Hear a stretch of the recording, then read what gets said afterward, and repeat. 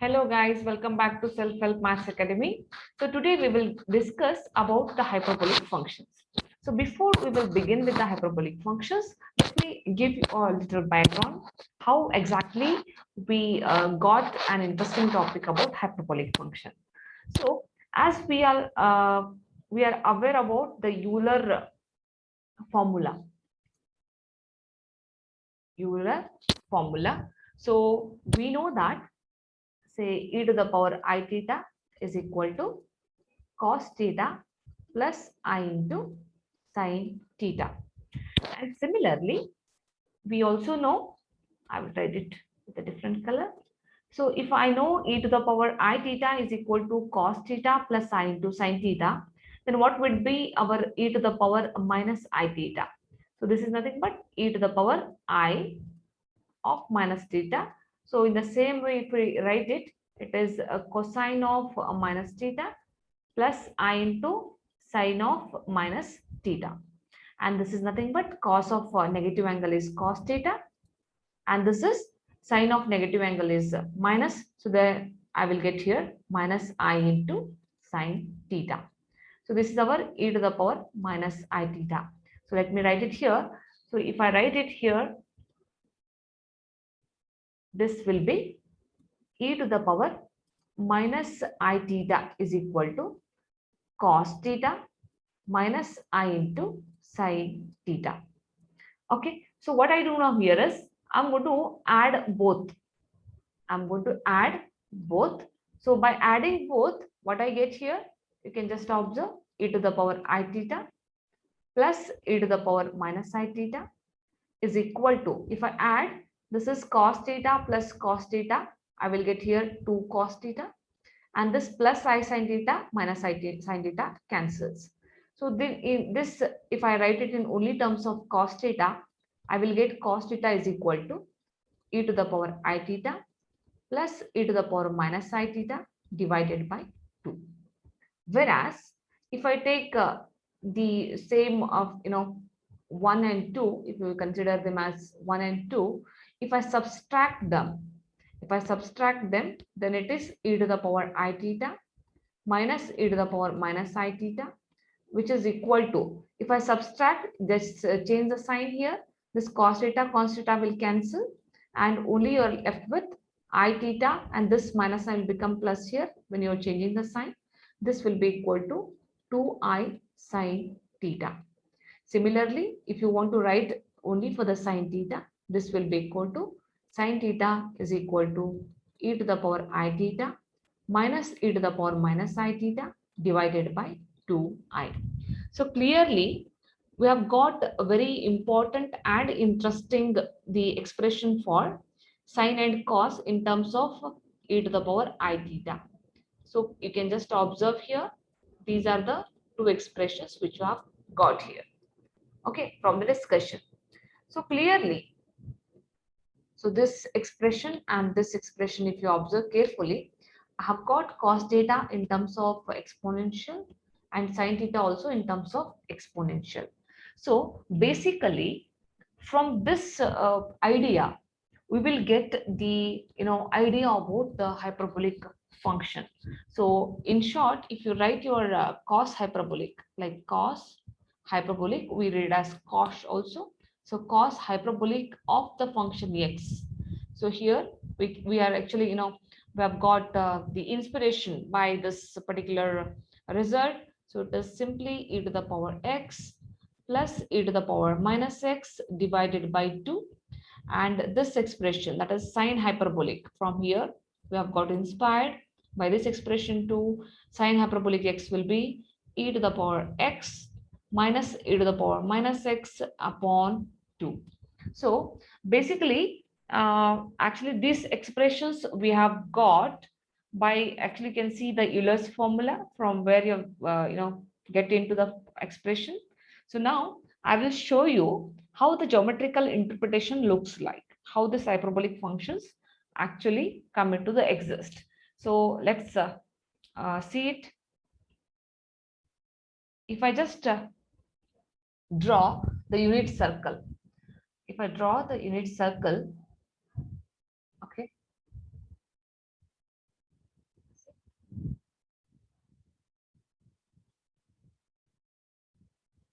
this is my, say, x-axis, and this is my y-axis. Okay, and I think I can use this instead of using, let me use this, but I can draw neatly. Let me see. Yeah. Well,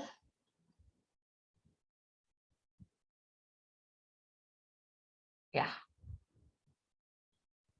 this is our x-axis and this is our y-axis, and I would like to draw a circle here, unit circle in fact.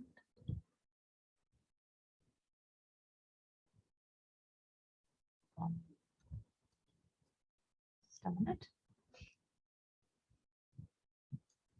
When you draw the unit circle, or you can draw the circle first, then you can take,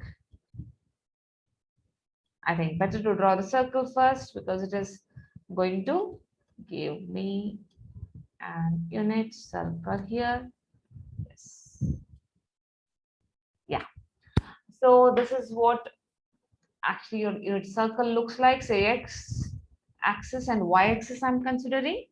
So it's a unit circle, guys, a circle with center as 0 and the radius is 1. Okay, so here the equation for this, if you observe the equation for this, that is x square plus y square is equal to 1.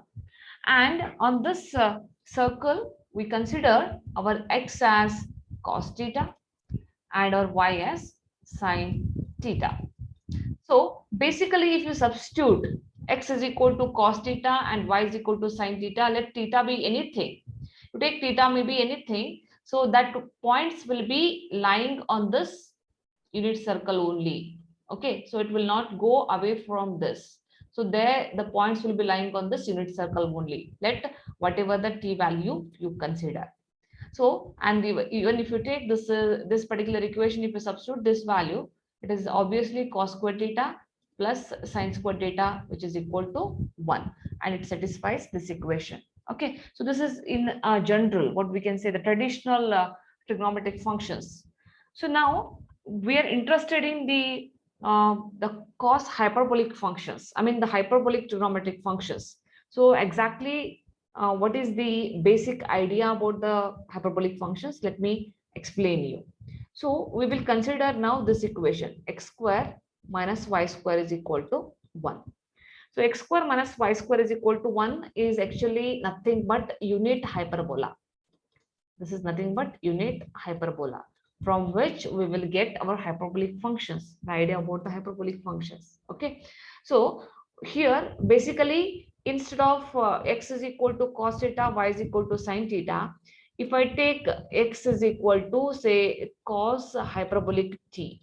So cos hyperbolic t means what? It is nothing but e to the power t plus e to the power minus t upon 2. So you can just observe from the above results I've shown you already. So here your cos hyperbolic x is e to the power x plus e to the power minus x divided by 2, and sine hyperbolic x is e to the power x minus e to the power minus x divided by 2. Okay, so this is the basic like understanding what we have.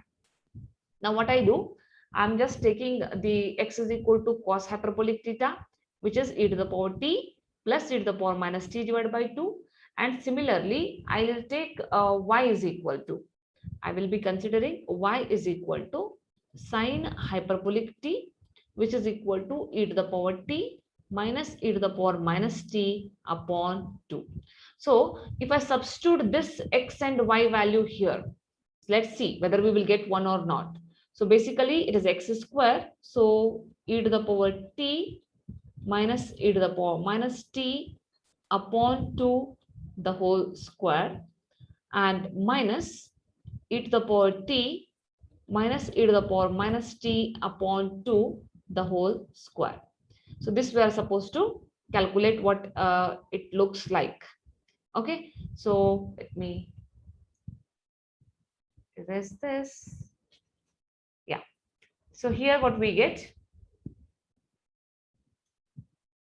if I just do the calculation here, you can observe that this is a square e to the power t minus e to the power minus t the whole square. You can use a minus b the whole square formula, that is a square e to the power 2t plus b square e to the power minus 2t minus 2 times of e to the power t into e to the power minus 2t upon 4, this term, minus, I will write this again, it is in the form of a minus b the whole square. I think we have done little error here. This is plus, it must be, this is plus here. Okay, so here e to the power e to the power t the whole square is e to the power 2t a square plus b square e to the power minus 2t minus 2 times of e to the power t into e to the power minus 2t t divided by again 4. So clearly guys, you can just see it is e to the power 2t here and e to the power minus 2t. I'll write as it is. And here, you know that e to the power t into e to the power minus t will be e to the power t minus t, which is equal to e to the power 0, which is equal to 1. So by using this property, I'll write here directly plus 2. Okay, minus this divided by 4. Let me keep as it is. And this is minus, if I take it inside, it is minus the whole denominator, you see. It is e to the power 2t minus into plus minus e to the power minus 2t minus into minus plus. Again, here you are having e to the power t, e to the power minus 2t. So it is just simply 2. Okay, so here you can see, I just change a color for cancellation here. Okay, so this you can see e to the power minus 2t plus 2t will cancel, minus 2t minus 2t will cancel. So you are left here with 4 by 4, which is equal to 1. So basically, whatever I'm substituting for x is equal to sine cos hyperbolic t and y is equal to sine hyperbolic t, in this equation x square minus y square is equal to 1. So here you can see, you can observe in this equation, yeah, in the unit hyperbola, it is satisfying. So it's satisfying means what? When you draw the figure, how it looks like, I'll just show you. When you draw the figure for the unit hyperbola, somewhat it looks like this. Okay, so let me take this as x-axis. This is our x-axis and this is our y-axis, guys. So here what we do, I actually take the asymptotes, that is y is equal to x and y is equal to minus x at the unit I'm talking about. So here it is minus 1, here it is say plus 1. So I'll be taking y is equal to x and y is equal to minus x. Those are the asymptotes which I may draw with the dotted lines. Okay, let me draw somewhat like this. I will get the y is equal to, this is our y is equal to x. We change the color here and you will get y is equal to minus x here. And you know, I'm talking about the unit hyperbola. Your hyperbola will look like this. Your required hyperbola will be like this. And here also, this is your required unit hyperbola. And moreover, the points which I'm talking about, like x is equal to cos hyperbolic t and y is equal to sine hyperbolic t. So those points actually, because both are positive, so the maximum points I will get accommodated here only on the positive axis, I mean the positive side of the hyperbola. And moreover, if you want the negative values, you have to take them negative, that is minus cos hyperbolic t and minus sine hyperbolic t will give you the values on this left side. Okay, so maximum accumulation will be here on the right hand side now, okay, at present. So this is how actually the traditional trigonometric functions like cos t and sine t, which we have discussed here, and the trigonometric the hyperbolic sine and cos you know, functions will have the analogy. So this is the analogy basically behind the cos hyperbolic function and sine hyperbolic function. So once you understand cos hyperbolic and sine hyperbolic, it's like, you know, I just told you that if you know sine hyperbolic t now, that is cos hyperbolic t, so both this, you know, now e to the power x plus e to the power minus x upon 2, this is e to the power x minus e to the power minus x upon 2. So if I want the tan hyperbolic t, it is simply what? Tan hyperbolic t will be equal to sine upon cos. You will be getting the tan hyperbolic t, that is e to the power x, e to the power minus x upon e to the power x plus e to the power minus x. Okay, so like this, you will be getting all the remaining hyperbolic trigonometric functions. If you want sec, you just take the inverse of it. If you want cosec, you take the inverse of it, and so on and so forth. So like this, the expression come into the existence. So basically, guys, actually the theory behind this particular discussion is, we have started with the basic what?